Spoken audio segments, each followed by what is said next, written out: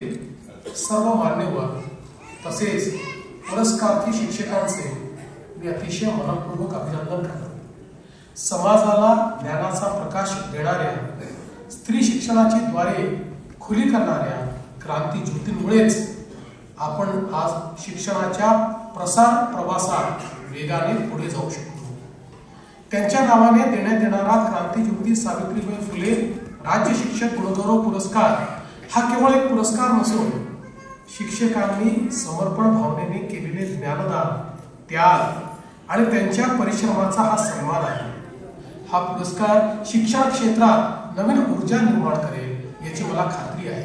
आज येथे ज्या 109 शिक्षकांचा सन्मान आपण करत आहोत ते प्राथमिक व माध्यमिक स्तरावरील शिक्षक, कोणी आदिवासी पाड्यांवर कार्यरत असलेले, कोणी दिव्यांग विद्यार्थ्यांमध्ये आत्मविश्वास निर्माण करणारे, कोणी क्रीडा आणि सांस्कृतिक क्षेत्रात तसेच स्काउट गाईडमध्ये योगदान देणारे आहेत। यातील प्रत्येक शिक्षकाचे कार्य महाराष्ट्रासाठी अभिमानास्पद आहे। सोबतच ते सहकारी शिक्षकांना प्रेरणा देणारे देखील आहे।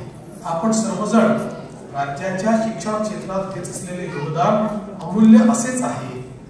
आपण केवळ पुस्तकातील धडे शिकवत नाही तर विद्यार्थ्यांच्या आयुष्याला दिशा देत आहात। आत्मविश्वास, मूल्य संस्कार, जिद्द आणि प्रामाणिकपणा ही बीजे आपण त्यांच्या मनात पेरत आहात। उद्या देशाच्या प्रगतीत योगदान देणारे हात तुम्हीच घडवत आहात। खिडकीतून आकाश दिसते पण खिडकी म्हणजे आकाश नाही याची जाणीव करून देत प्रत्येक विद्यार्थ्याच्या मनात असीम ऊर्जेचा झरा तुम्हीच निर्माण करीत आहात।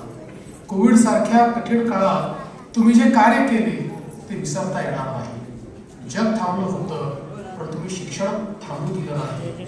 Mobile, laptop, online classes, video lectures, WhatsApp groups अशा शक्य होईल त्या साधनांचा वापर करून वेळप्रसंगी स्वखर्चाने साधनं विकत घेऊन तुम्ही ज्ञानदानात खंड पडू दिला नाही।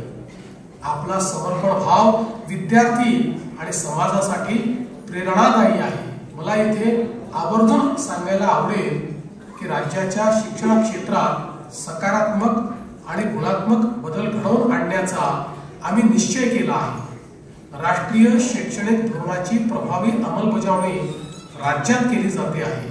त्यात नाविन्यपूर्णता आणि अद्ययावतपणा आणला जात आहे। शाळा इमारतीसारख्या पायाभूत सुविधांच्या विकासासोबत राज्यात डिजिटल शिक्षणाला चालना दिली जाते आहे। शिक्षकांच्या प्रशिक्षणावर भर दिला जातो आहे। काल परवाच राज्य शासनाने Cambridge university press and assessment India यांच्यासोबत सामंजस्य करार केला आहे। या करारामुळे केम्ब्रिजचे कौशल्य आणि राज्यातील शिक्षण क्षेत्र एकत्रित येत आहे। आपल्या विद्यार्थ्यांना आंतरराष्ट्रीय दर्जाचे शिक्षण मिळवून देण्याच्या दिशेने हे आपले एक महत्त्वाचे पाऊल आहे। केम्ब्रिजने शिक्षण क्षेत्रात विकसित केलेल्या चांगल्या पद्धतींमुळे राज्यातील विद्यार्थ्यांना मोठा फायदा होईल।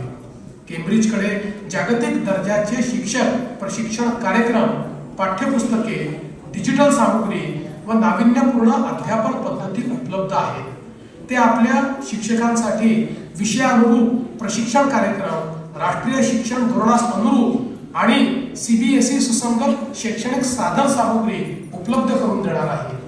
सोबतच आंतरराष्ट्रीय प्रमाणपत्रे तसेच विद्यार्थ्यांसाठी क्लायमेट क्वेस्ट सारख्या हवामान शिक्षण कार्यक्रम व पूर्व प्राथमिक अभ्यासक्रम उपलब्ध करून देणार आहे।